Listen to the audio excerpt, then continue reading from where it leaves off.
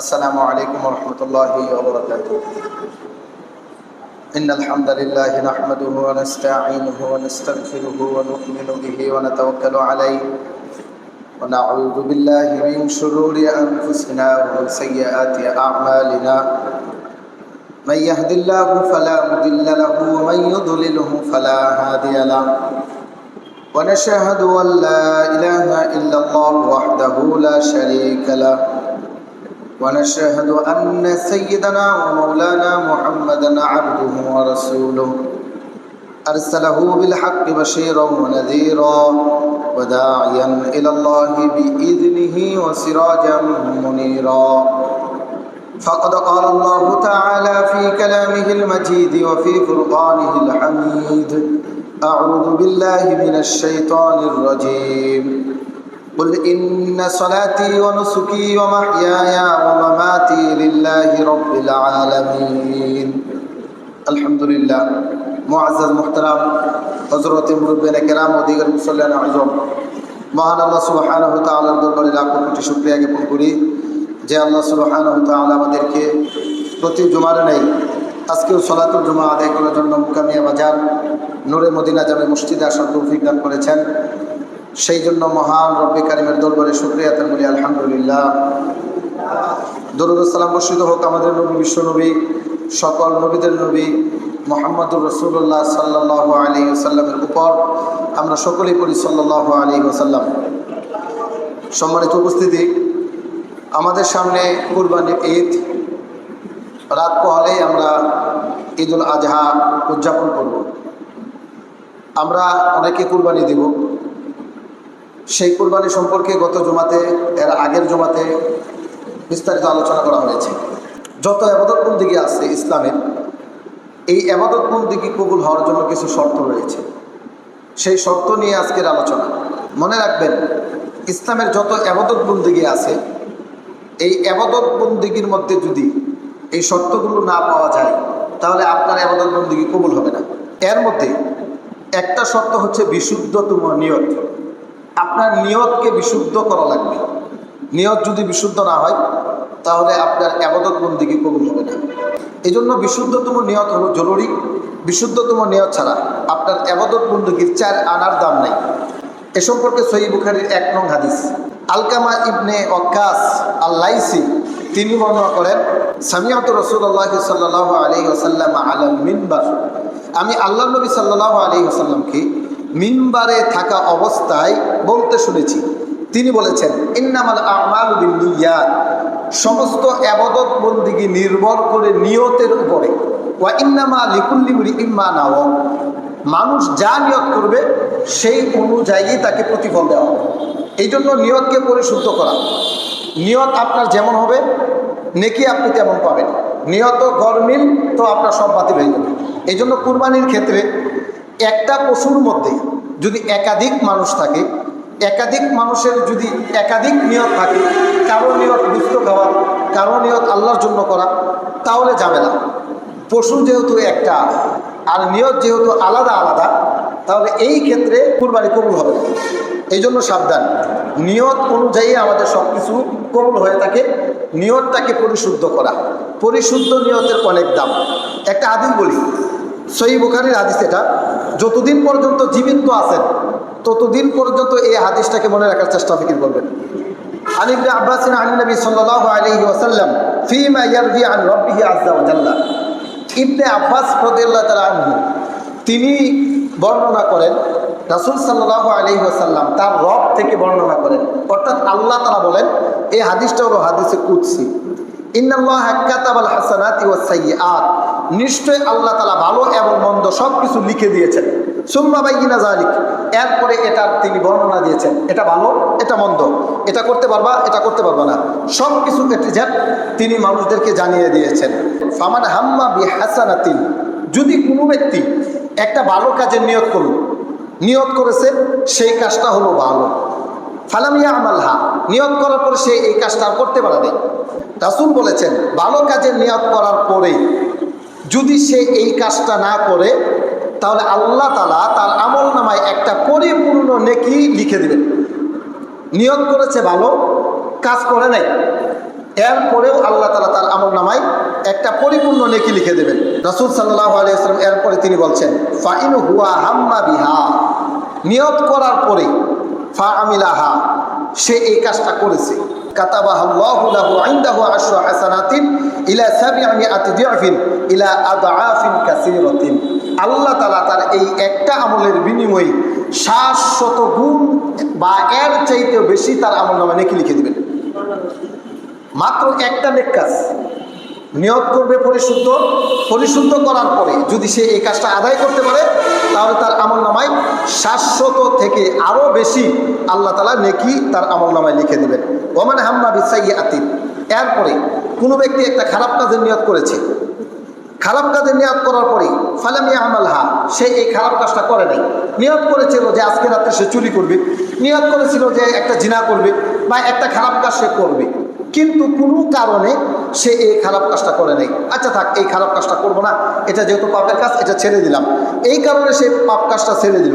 কাতাবাহাল্লাহু লাহু ইনদাহু হাসানাতান কামিলাতান, এই খারাপ কাজটা না করার কারণে আল্লাহ তাআলা তার আমলনামায় পরিপূর্ণ একটা নেকি লিখে দেবেন। নিয়ত করেছিল খারাপ কাজ করবে কিন্তু করে নাই, কিন্তু আল্লাহ তাআলা তার আমলনামায় না করার কারণে নেকি লিখে দেবেন। এরপরে রাসূল সাল্লাল্লাহু আলাইহি ওয়াসাল্লাম বলেছেন, ফাইন হুয়া হাম্মা বিহা, যদি সে নিয়ত করার পরে খারাপ কাজটা করে ফেলে, কাতাবাহাল্লাহু লাহু সাইয়্যাতান ওয়াহিদা, তাহলে একটা পাপের কারণে একটা গুনাহ আল্লাহ তাআলা লিখে দেন। ভালো কাজের নিয়ত করার সাথে সাথে একটা নেকি লেখা হয়, যদি কাজটা করে ফেলেন 10 থেকে 700 গুণ পর্যন্ত আল্লাহ তাআলা আপনার আমলনামায় নেকি লিখে দেন। খারাপ কাজের নিয়ত করার পরে আল্লাহ তাআলা গুনাহ লিখেন না, যখন গুনাহটা সম্পাদন করেন তখন আল্লাহ তাআলা একটা পাপের কারণে একটা গুনাহ লেখেন। ভালো কাজের বদলি এক কাজে আল্লাহ সুবহানাহু ওয়া তাআলা নেকি দেন 700 গুণের চাইতেও বেশি, আর একটা পাপের কারণে একটা আল্লাহ তাআলা গুনাহ লিখেন।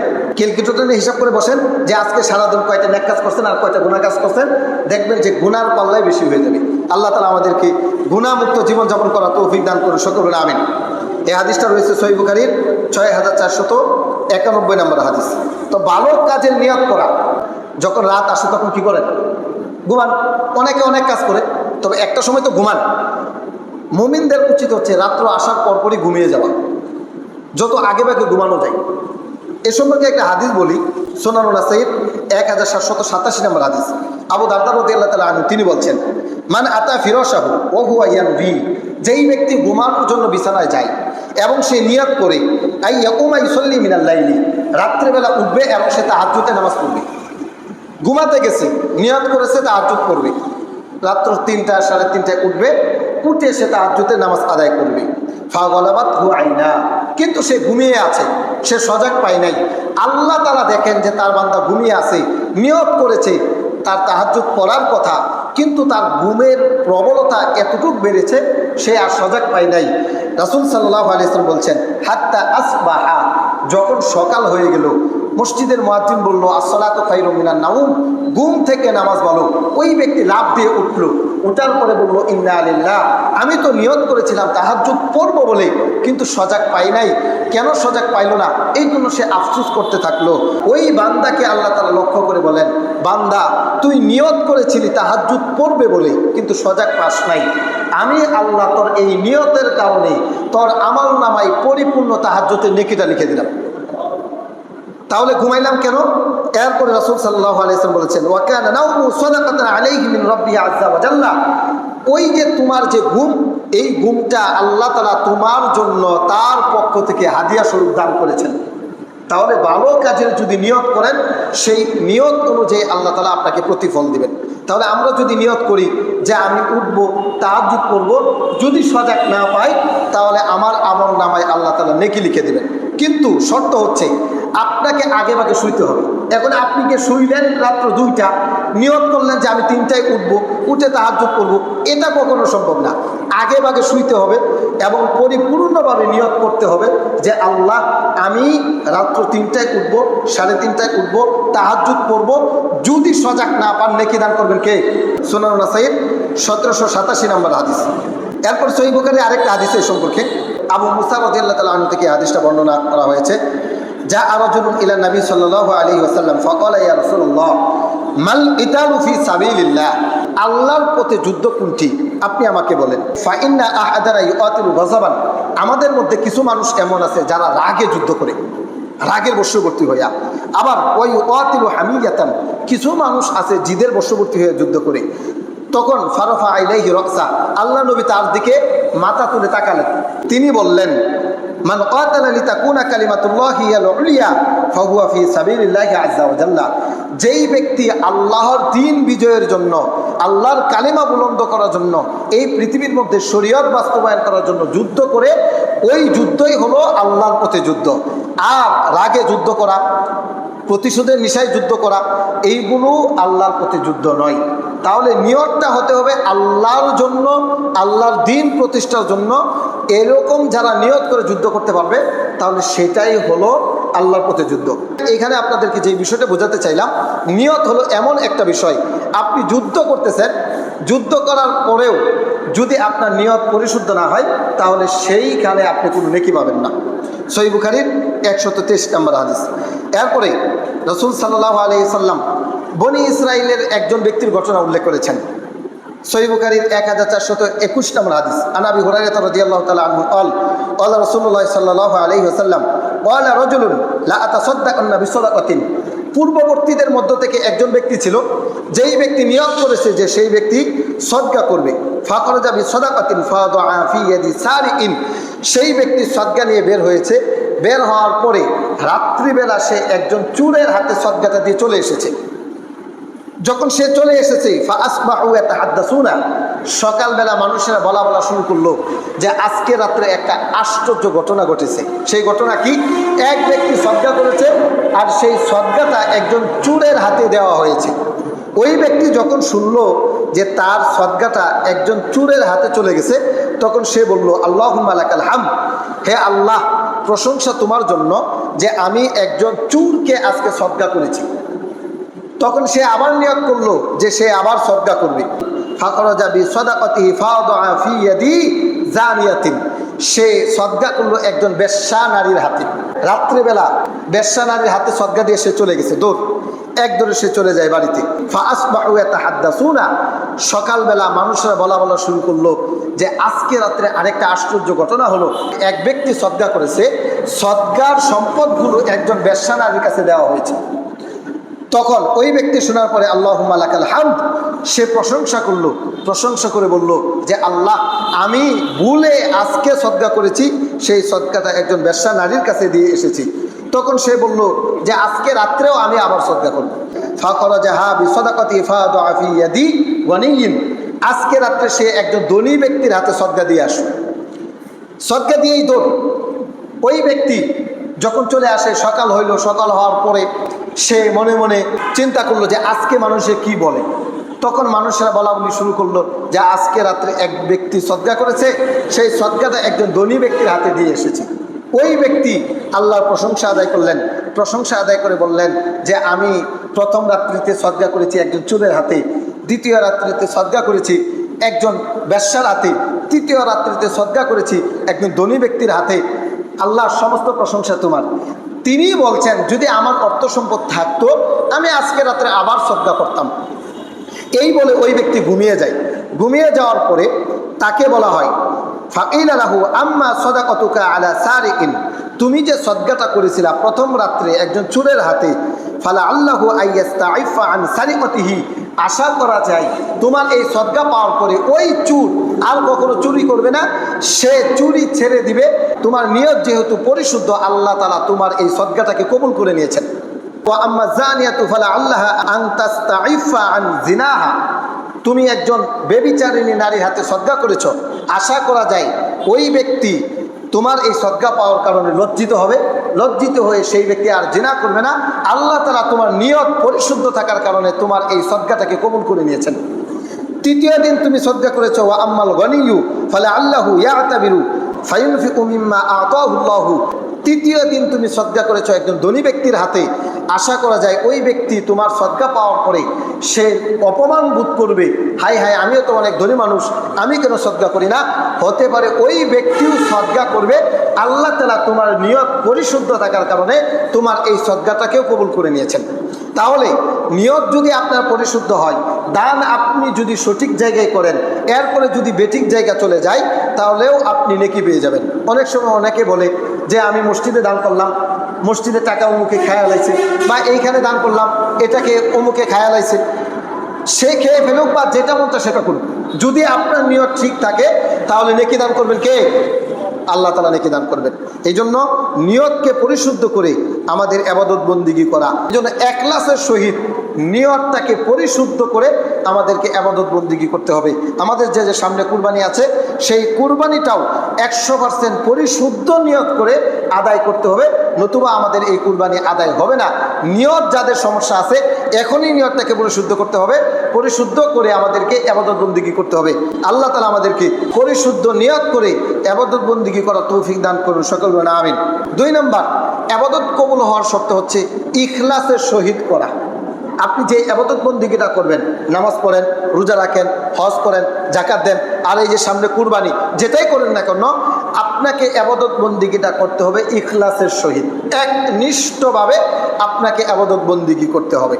সূরা বাইয়িনা 98 নম্বর সূরা 5 নম্বর আয়াতে আল্লাহ বলেন, ওয়ামা উমিরু ইল্লা লিয়াবুদুল্লাহা মুখলিসিনা লাহুদ্দিন। তাদেরকে এই আদেশ দেওয়া হয়েছে তারা যেন একনিষ্ঠভাবে ইবাদত বন্দিগি করে আল্লাহ, একমাত্র ইবাদত বন্দিগি করতে হবে আল্লাহ, অন্য কোনো ব্যক্তি বর্গের ইবাদত বন্দিগি চলবে না। সহিহ আত-তারগিবের 3 নং হাদিসে এসেছে, এক ব্যক্তি রাসূল সাল্লাল্লাহু আলাইহি ওয়াসাল্লামের কাছে এসে প্রশ্ন করেছেন, ইয়া রাসূলুল্লাহ মাল ঈমান, ঈমান কি? আল্লাহ রাসূল বললেন, ঈমান হচ্ছে আল ইখলাস, ঈমান হচ্ছে ইখলাস। প্রশ্ন করেছে ঈমান কি? রাসূল বলেছেন ঈমান হচ্ছে ইখলাস, অর্থাৎ একনিষ্ঠতা। তুমি যেই কাজটাই করবা সেই কাজটাই করতে হবে কার সন্তুষ্টির জন্য? আল্লাহর সন্তুষ্টির জন্য করতে হবে, অন্য কোনো ব্যক্তিবর্গের জন্য ইবাদত বন্দিগি চলবে না। এটাই হলো ইখলাস। তাহলে আমরা কুরবানি দেব কার সন্তুষ্টির জন্য? আল্লাহর সন্তুষ্টির জন্য কুরবানি দিতে হবে, এটাই ইখলাস। যে কোনো ইবাদত বন্দিগি আপনাকে ইখলাসের সহিত আদায় করতে হবে। ইখলাস ছাড়া যদি আপনি ইবাদত বন্দিগি করেন তাহলে সেই ইবাদত বন্দিগি কবুল হবে না। জামি তিরমিজির 2414 নং হাদিসে আম্মা আয়েশা রাদিয়াল্লাহু তাআলা আনহা থেকে একটা হাদিস এসেছে, তিনি বলছেন, সামিআতু রাসূলুল্লাহ সাল্লাল্লাহু আলাইহি ওয়াসাল্লাম ইয়াকুল মানিল তামাসা রিদা আল্লাহ। যেই ব্যক্তি আল্লাহর সন্তুষ্টির জন্য ইবাদত বন্দিগি করে, ইবাদত বন্দিগি চলবে কার সন্তুষ্টির জন্য? আল্লাহর সন্তুষ্টির জন্য।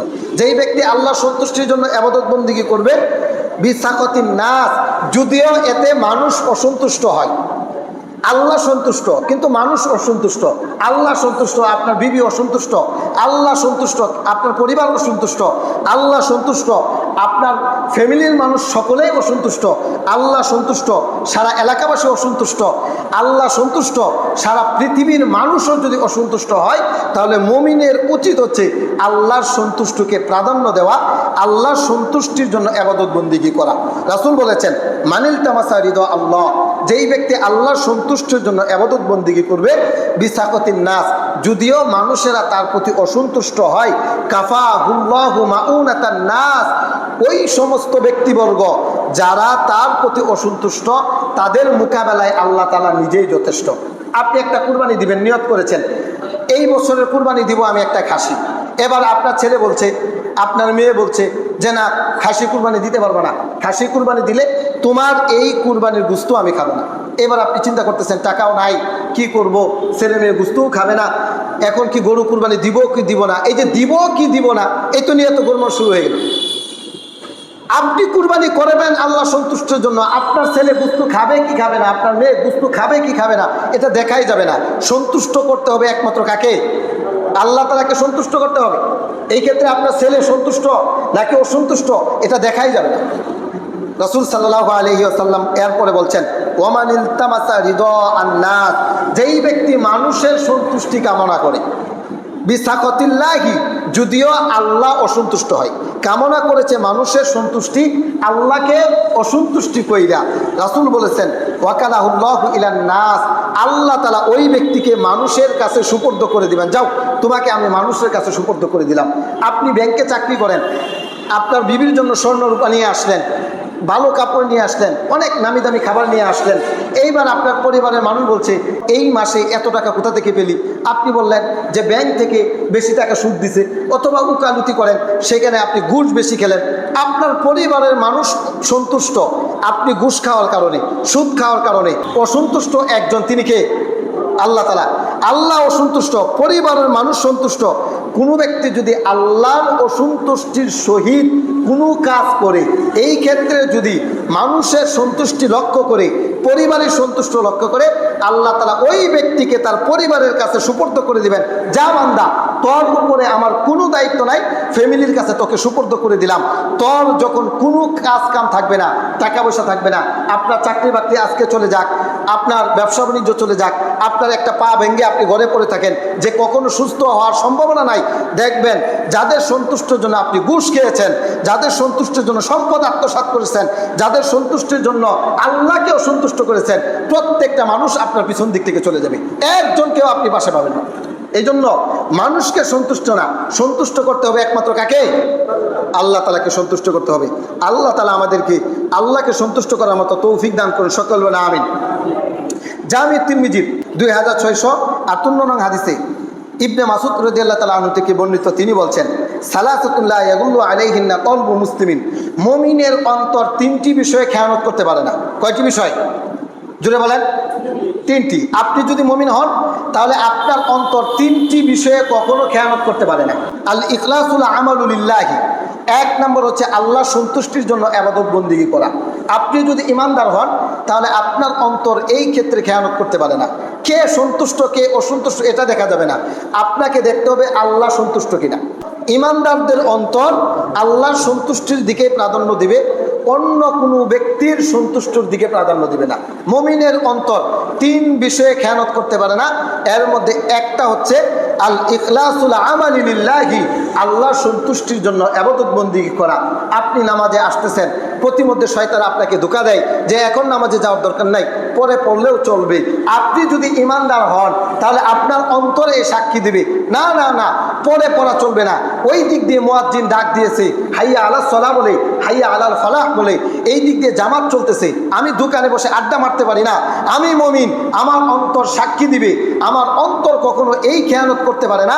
আমার অন্তর বলবে যে বান্দা তুই আগে জামাতে নামাজ আদায় কর, আল্লাহর ইবাদত বন্দেগী কর। যারা ইমানদার তাদের অন্তর সদা সর্বদা এই দিকে ঝুঁকে থাকবে।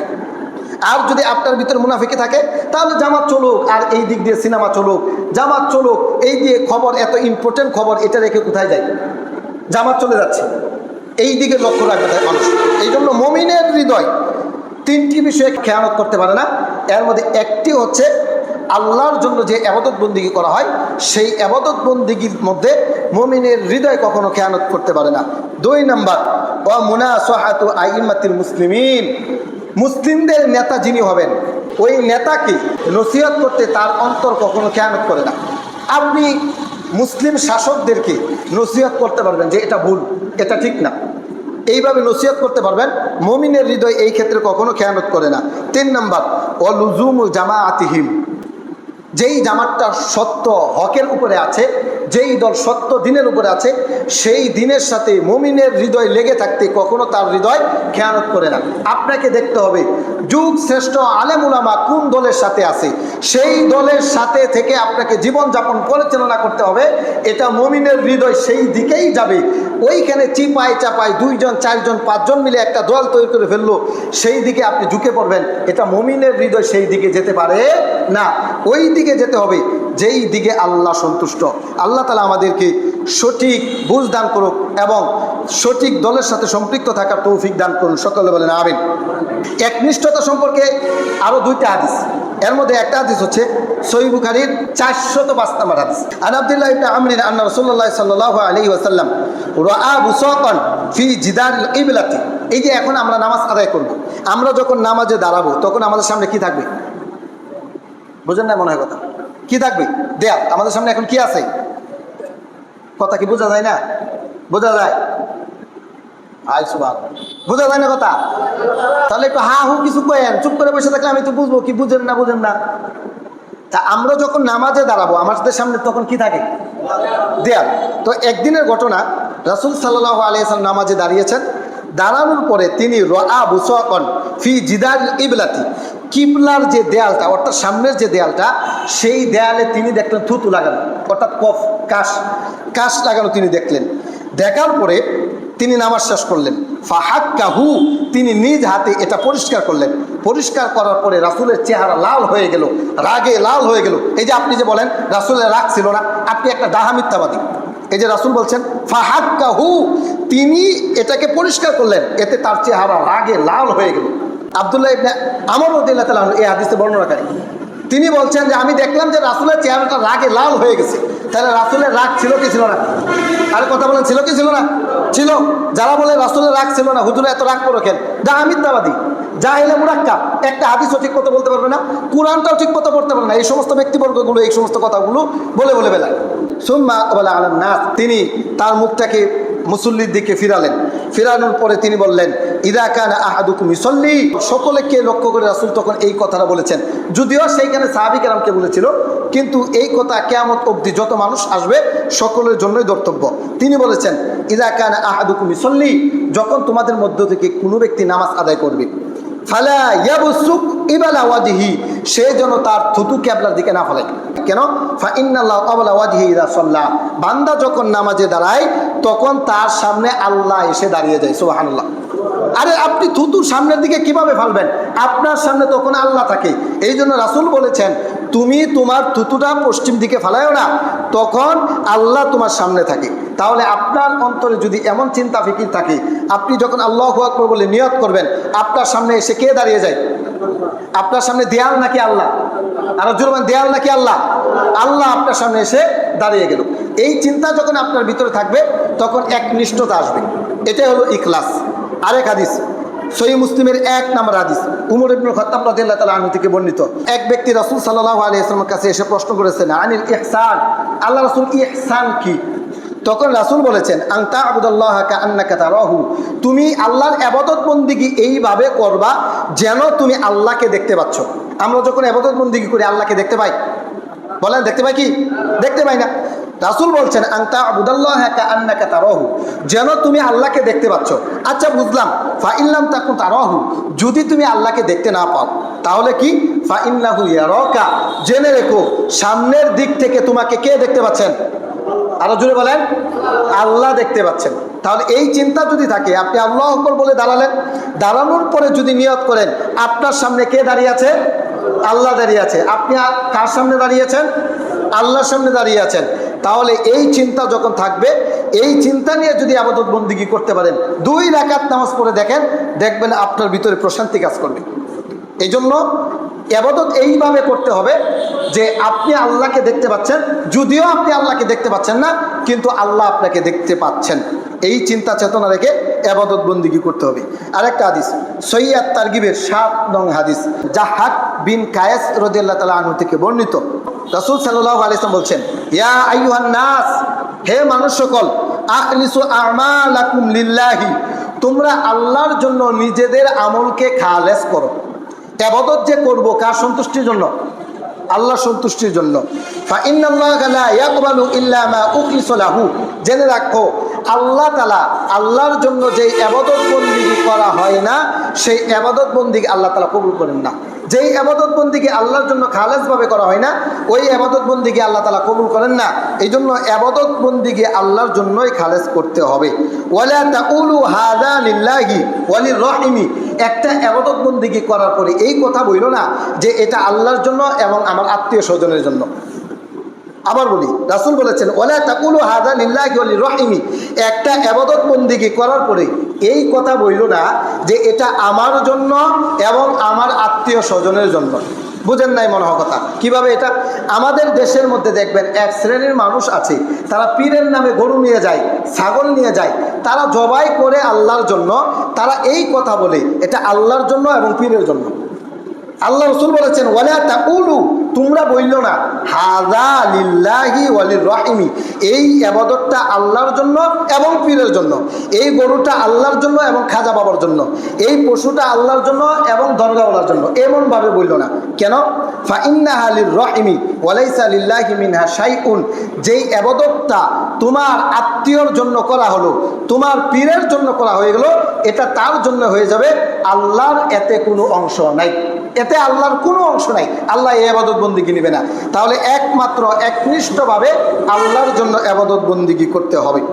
আল্লাহর জন্য যদি ইবাদত বন্দিগি না করি তাহলে আমাদের ইবাদত বন্দিগি কাজে আসবে না। এই জন্য একনিষ্ঠভাবে ইবাদত বন্দিগি চলবে আল্লাহ তাআলার। এই ছিল 2 নাম্বার। 1 নম্বর হলো নিয়তকে পরিশুদ্ধ করা, 2 নম্বর হলো ইখলাসের সহিত আমল করা, 3 নাম্বার আল্লাহর কাছে প্রতিদানের আশায় ইবাদত বন্দিগি করা। আমরা যে কুরবানিটা দিব কার কাছে প্রতিদান চাই? বলেন কার কাছে? আল্লাহর কাছে। আমরা যত ইবাদত বন্দিগি করব কার কাছে প্রতিদান চাইব? আল্লাহর কাছে। প্রতিদানের আশায় ইবাদত বন্দিগি করা। এখন প্রশ্ন হলো প্রতিদানের আশায় কি ইবাদত বন্দিগি করা যায় কিনা? অনেক মানুষ আমাদের সমাজে আছে, তারা বলে জান্নাতের আশায় ইবাদত বন্দিগি করা যাবে না, জাহান্নামের ভয়ে ইবাদত বন্দিগি করা যাবে না, ইবাদত বন্দিগি করতে হবে আল্লাহকে পাওয়ার জন্য। এবং তারা কিছু কথা বলে, সেই বাক্যগুলো এমন, বাংলা বাক্যগুলো ভালো করে শুনে সেই বাক্যগুলো, তারা বলে যদি আমি আল্লাহকে পাই তাহলে আমি যদি জাহান্নামেও যাই তাহলে কোনো সমস্যা নেই। তারা বলে আমি যদি আল্লাহকে না পাই আর যদি জান্নাতে যাই তাহলে এমন জান্নাত আমার দরকার নাই। এমন মানুষ আমাদের সমাজে আছে না নাই? আছে। ভালো করে শুনেন, তার মানে তার আবেগটা এতটুক বেশি, তারা বলতে চায় যে আগুনে পুড়বে, এরপরে তার জান্নাত দরকার নাই। সে বলে যে আল্লাহকে যদি না পাই তাহলে জান্নাতের দরকার নাই, আল্লাহকে পাইয়া যদি জাহান্নামে যাই তাহলে আমার জন্য জাহান্নামে যথেষ্ট, এমন কথা বলে। নাউজুবিল্লাহি মিন যালিক। আরে ভাই, আপনি যদি আল্লাহকে না পান তাহলে তো আপনি জান্নাতেই যেতে পারবেন না। হাদিসে এসেছে আল্লাহ তাআলা বান্দাকে এইভাবে বলতেছেন, বান্দা আমি তোকে জান্নাতে না দিয়ে সন্তুষ্ট হব না। সুবহানাল্লাহ। এইভাবে বলে যে বান্দা আমি তোকে জান্নাতে দিয়েই সন্তুষ্ট হব, না দিয়ে সন্তুষ্ট হব না। এইভাবে আল্লাহ তাআলা আমাদেরকে বলেন। মনে রাখবেন, আল্লাহর সন্তুষ্টি ছাড়া কোনো ব্যক্তি জান্নাতে যেতে পারবে না। আল্লাহ যদি কোনো ব্যক্তির প্রতি সন্তুষ্ট হয় তাহলেই ওই ব্যক্তি জান্নাতে যেতে পারবে। আবার মনে রাখবেন, যদি আল্লাহ তাআলা কোনো ব্যক্তির প্রতি সন্তুষ্ট হন ওই ব্যক্তি কখনো জাহান্নামে যাবে না, ওই ব্যক্তি জান্নাতেই যাবে। তার মানে আমাদের সমাজে কিছু আবেগপ্রবণ মানুষ যে আছে তারা বলে আল্লাহকে পাইয়া যদি জাহান্নামে যায় তাহলে আমাদের কোনো আপত্তি নাই। না, এই কথা ঠিক না। তারা আরও বলে যে জান্নাতের আশায়, জাহান্নাম থেকে বাঁচার আশায় ইবাদত বন্দিগি করা যাবে না। ইবাদত বন্দিগি যে করা যাবে এ সম্পর্কে সহিহ বুখারী 47 নম্বর হাদিসটা পড়বেন আপনি। কিছু মানুষ আছে শয়তানেও তাদেরকে দেখে হাসে। এই যে সমস্ত বাক্যগুলো মমতাজ পাগলির গান শুনে, এরপরে বাউল শিল্পীর গান শুনে শুনে আর বলে শরীয়তের মৌলবীরা কিছুই জানে না। সব তারাই জানে, বাজায় 1 তারা 2 তারা 3 তারা, আর মারেফতি আর বেদে মারেফতি গান বাজায় আর বলে যে আরে হুজুররা কি জানে, আর তাহলে বলে দেখছো হুজুররা কি করে, হেলা কি কর, তালে নাচে। আছে না নাই এমন মানুষ? নামাজ পড়বে, নামাজ পড়ার পরে টুফিটা পর্যন্ত খুলতো না, না খুললে বাউল গানের গিয়ে এনে গিয়ে বইব, বইয়া হাইরা এই সমস্ত শুনবো আর ইমানটাকে বিসর্জন দিয়ে দেব, ইমানটাকে বিসর্জন দিয়ে দেয়। ইমানের আশায়, নেকির পাওয়ার আশায়, জাহান্নাম থেকে বাঁচার আশায়, জান্নাত পাওয়ার আশায় ইবাদত বন্দেগী যে করা যাবে এই সম্পর্কে সহিহ বুখারী 47 নম্বর হাদিস। কত হাদিস বলেন? সহিহ বুখারী 47 নম্বর হাদিস। হাদিসটা শুনেন, পরিচিত একটা হাদিস। আন আবি হুরায়রা আন্না রাসূলুল্লাহ সাল্লাল্লাহু আলাইহি ওয়াসাল্লাম قال মান ইত্তাবা জানাজাতা মুসলিমিন ঈমানান ওয়া ইহতিসাবান। আবু হুরায়রা বলেন রাসূল সাল্লাল্লাহু আলাইহি ওয়াসাল্লাম উল্লেখ করেছেন, যেই ব্যক্তি ঈমানের সহিত নেকির আশায়, ঈমানান ওয়া ইহতিসাবান, ঈমানের সহিত নেকির আশায় কোনো মুসলমানের জানাজায় অংশগ্রহণ করে, ওয়াকানা মাহু হাত্তা ইউসাল্লি আলাইহা, এবং সে জানাজার নামাজ আদায় করে, ওয়াফরুগু মিন দাফনিহা, এবং সে দাফন কাফনও শেষ করে, মাটিও দেয় জানাজারও পড়ে, মাটিও দেয় জানাজায় পড়ে, এই 2টা কাজ করে, ফাইন্নাহু ইয়ারজিউ মিনাল আজরি বিকিরাতাইনে, তার ওই ব্যক্তি যখন জানাজা পড়ে ফিরে আসবে আল্লাহ তাআলা তার আমলনামায় 2 কেরাত সওয়াব লিখে দিবেন। তাহলে এই হাদিস প্রমাণ করে রাসূল বলেছেন জানাজায় অংশগ্রহণ করবে ইমানের সহিত এবং নেকির আশায়। কিসের আশায়? নেকির আশায়। তাহলে নেকির আশায় ইবাদত বন্দেগী করা যাবে কি যাবে না? যাবে। মানুষের মধ্যে কিছু মানুষ শয়তান, এরা এত শয়তান, খেলাটা তো হবে যখন পরকালে থাকবে তখন। মুখে দাঁড়িয়ে আছে আর মাঝে মধ্যে নামাজ পড়ে, এদেরকে দেখে তো মনে হয় মাশাআল্লাহ খুব ভালো মানুষ। খেলাটা তখন হবে যখন মরবেন কিয়ামতের ময়দানে, তখন বুঝবেন যে এদের কাতারটা কোথায়। যদি তওবাবিহীন এরা মৃত্যুবরণ করে তাহলে এদের অবস্থাটা যে কত জঘন্যতম হবে, যখন পরকালে থাকবেন তখন বুঝবেন। শরীয়ত তো এখন মানেন না, বুইড়া আঙুল দেখান, তখন বুঝবেন। এরপর রাসূল সাল্লাল্লাহু আলাইহি ওয়াসাল্লাম বলেছেন, কুল্লু ইরাতিন মিসলু উহুদিন, প্রত্যেক এক কেরাত হচ্ছে উহুদ পাহাড় সমতুল্য। মদিনার সবচাইতে বড় পাহাড় হচ্ছে উহুদ পাহাড়। কোনো ব্যক্তি যদি জানাজায় অংশগ্রহণ করতে পারে, আল্লাহ তাআলা তার আমল নামায় ওই যে উহুদ পাহাড় যত বড়, তার আমল নামায় তত বড় নেকি লিখে দেবেন। আর যদি মাটি দিয়ে আসতে পারেন তাহলে আপনার আমল নামায় 2টা উহুদ পাহাড় সম পরিমাণ নেকি আল্লাহ তাআলা আপনার আমল নামায় দিবেন। আপনি কারো জানাজায় গেছেন, এইবার আপনাকে কেউ ফোন দিছে যে কোথায় আছেন, তখন আপনি এই কথা নির্দ্বিধায় বলতে পারবেন যে আমি 2টা উহুদ পাহাড় সম পরিমাণ নেকি নিয়ে আসতেছি। 2টা উহুদ পাহাড় সম পরিমাণ। এই জন্য জানাজায় অংশগ্রহণ করা এটা অনেক বড় নেকির কাজ। তাহলে ইবাদত বন্দেগী একমাত্র আল্লাহর জন্যই করতে হবে, নিয়তকে পরিশুদ্ধ করতে হবে। 3 নাম্বার, নেকি পাওয়ার আশায় ইবাদত বন্দেগী করতে হবে। 4 নাম্বার, আমরা যে ইবাদত বন্দেগী করব, রিয়া মুক্ত ইবাদত বন্দেগী করতে হবে। রিয়া হলো লোক দেখানো। রিয়া এর বাংলা শব্দ হচ্ছে লোক দেখানো। রিয়া এর বাংলা শব্দ আবার বলেন, লোক দেখানো। রিয়া এর বাংলা শব্দ লোক দেখানো, বাস এতটুকু মনে রাখেন। মুস্তাদে আহমদের 23,630 নম্বর হাদিস, রাসূল সাল্লাল্লাহু আলাইহি ওয়াসাল্লাম বলছেন, ইন্না আখওয়াফা মা আখাফু আলাইকুমুশ শিরকুল আসগর। সাহাবায়ে কেরাম বসা, তখন রাসূল সাল্লাল্লাহু আলাইহি ওয়াসাল্লাম বলছেন, আমার উম্মত, তোমাদের জন্য আমি সবচাইতে বেশি ভয় করি ছোট শিরিক সম্পর্কে। আমার সবচাইতে ভয় যে তোমরা ছোট শিরিকের মধ্যে লিপ্ত হইবা, আর শিরকুল আসগর। তখন সাহাবী কেরাম বললেন, ওয়ামা শিরকুল আসগর ইয়া রাসূলুল্লাহ, ছোট শিরিকটা কি আল্লাহ রাসূল? তখন রাসূল বললেন, আর রিয়া, লোক দেখানো ইবাদত। লোক দেখানো কি ইবাদত? রাসূল বললেন, আমার জীবনে সবচাইতে বড় ভয় তোমাদের প্রতি যে তোমরা ছোট শিরিকের মধ্যে লিপ্ত হইবা। সাহাবায়ে কেরাম প্রশ্ন করলেন, ছোট শিরিক কি ইয়া রাসূলুল্লাহ? রাসূল বললেন, ছোট শিরিক হলো লোক দেখানো, মানুষকে দেখানোর জন্য ইবাদত করা। আমি কি কথাটা বুঝাতে পারলাম? রাসূল বলেছেন এটা হলো আমার জীবনে সবচাইতে বড় ভয় আমার উম্মতের প্রতি। তাহলে আমরা যে ইবাদত বন্দেগী করব, এটা কি মানুষকে দেখানোর জন্য নাকি আল্লাহর সন্তুষ্টির জন্য? আল্লাহর সন্তুষ্টির জন্য। যদি মানুষকে দেখানোর জন্য হয় তাহলে এটা হবে রিয়া। রিয়ার অপর নাম লোক দেখানো। রিয়ার অপর নাম লোক দেখানো। আর লোক দেখানোটা হচ্ছে ছোট শিরিক। লোক দেখানোটা কি? ছোট শিরিক। আর এই ছোট শিরিক সম্পর্কে রাসূল সবচেয়ে বেশি ভয় করত। এরপর রাসূল সাল্লাল্লাহু আলাইহি ওয়াসাল্লাম বলছেন, ইয়াকুলুল্লাহু আযজা ওয়া জাল্লা ইয়াউমাল কিয়ামাতি, আল্লাহ তাআলা কিয়ামতের ময়দানে বান্দার সামনে আসবেন। আসার পরে ইযা জাযান নাসা বিআমালিহিম, মানুষ যত ইবাদত বন্দেগী করেছে তার প্রতিদান দিবেন। আপনি নামাজ পড়েছেন তার প্রতিফল পাবেন, এই যে কুরবানি করবেন প্রতিফল পাবেন, এখন জুমা পড়তে এসেছেন প্রতিফল পাবেন। তখন কিছু মানুষকে লক্ষ্য করে আল্লাহ তাআলা বলবেন, ইযহাবু ইলাল্লাযী কুনতুম তুরাউনা বিআমালিকুম ফিদ দুনিয়া, আমার থেকে তোমরা দূরে চলে যাও, ওই যে দুনিয়ায় যার জন্য তুমি ইবাদতটা করেছিলা তার কাছে গিয়ে তুমি প্রতিদান চাও। অর্থাৎ যাদের জন্য আপনি ইবাদতটা করেছিলেন, যাকে সন্তুষ্ট করার জন্য ইবাদতটা করেছিলেন, তার কাছে আল্লাহ আপনাকে পাঠিয়ে দিবেন, যাও তার কাছে গিয়ে বিনিময় চাও। তাহলে আমরা যে কুরবানিটা করব, সমাজের মানুষ কি বলবে না বলবে এই জন্য নাকি আল্লাহ সন্তুষ্টির জন্য? যদি কোনো ব্যক্তি এমন কোনো নিয়ত করে যে আমি এই বছর কুরবানি না দিলে সমাজের মানুষ কি বলবে, আমি এত ধনী মানুষ, এমন যদি কোনো নিয়ত থাকে, তাহলে যখন বিনিময় দেওয়া হবে আল্লাহ তাআলা আপনাকে ওই যে সমাজের মানুষের কাছে পাঠিয়ে দিবেন, যাও সমাজের মানুষের কাছে যাও, গিয়ে দেখো ফানজুরু হাল তাজিদুনা ইনদাহুম জাযাআন, গিয়ে দেখো তারা তোমাদেরকে কোনো প্রতিফল দেয় কিনা। তাহলে আল্লাহ তাআলা লোক দেখানো ইবাদত বন্দেগী থেকে মুক্ত, এর প্রতিফল আল্লাহ তাআলা দিবেন না। আবু দাউদের 4204 নম্বর হাদিসে আরেকটা হাদিস এসেছে, রাসূল সাল্লাল্লাহু আলাইহি ওয়াসাল্লাম উল্লেখ করেছেন, একদিন সাহাবী কেরাম এক জায়গায় বসা, মসজিদে নববীর মধ্যে বসা, বসা থাকা অবস্থায় তারা দাজ্জাল নিয়ে আলোচনা করতেছে যে দাজ্জাল এমন হবে, দাজ্জালের ভয়াবহতা খুব বিশাল হবে, দাজ্জাল থেকে আমাদের বেঁচে থাকতে হবে। রাসূল তাদের এই আলোচনাটা শুনলেন।